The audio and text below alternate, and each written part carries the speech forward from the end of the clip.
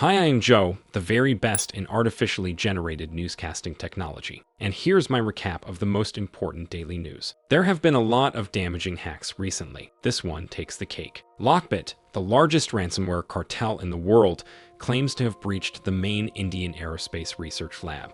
India's National Aerospace Laboratories was added to the victims list yesterday. The gang threatens to publish the lab's data, which includes internal documents and employee data. There is also a possibility that the laboratory servers were damaged or had to be shut down. At least its website is down at the time of this episode being generated. The laboratory conducts all kinds of research and experiments on things that fly, so the attack might set a lot of such programs back.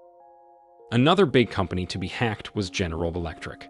Intel Broker, an account that previously posted info on T-Mobile and DC HealthLink, dropped some of General Electric's data on breached forums. The data supposedly contains some software development projects done for DARPA. It's the agency that does a lot of scary science for the US military. General Electric said they are aware of the claim of the hack, but can't confirm or deny it. However, it is possible that the data wasn't stolen from GE after all. The threat actors previously bragged that they breached DARPA, which is even more of a feat. In the end, the data was sold for $500, and we can only wonder what was contained in there.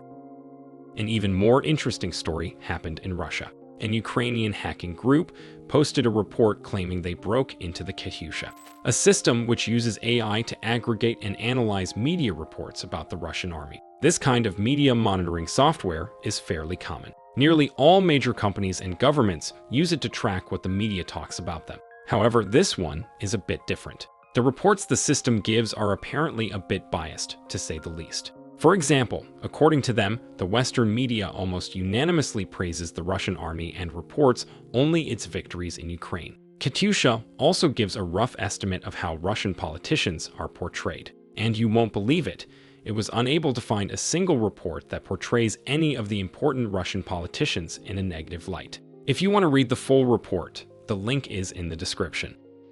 In other news, some Google users say months' worth of their files suddenly disappeared from Google Drive. The problem does not appear to be very widespread, with only under 200 of users saying they are affected.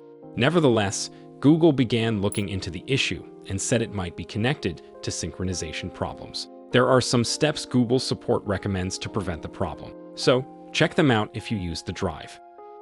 And let's end on something positive. An international team of investigators from Ukraine, Germany, France, Norway, and the United States announced having busted a major ransomware raid. The Ukrainian police said it caught the gang's leader and 4 of his accomplices. According to Europol, the group targeted victims in 71 countries and conducted some attacks against critical infrastructure. They used an assortment of ransomware programs to steal and encrypt the data. The breaches were conducted using various means, from phishing to brute forcing through the victims' defenses.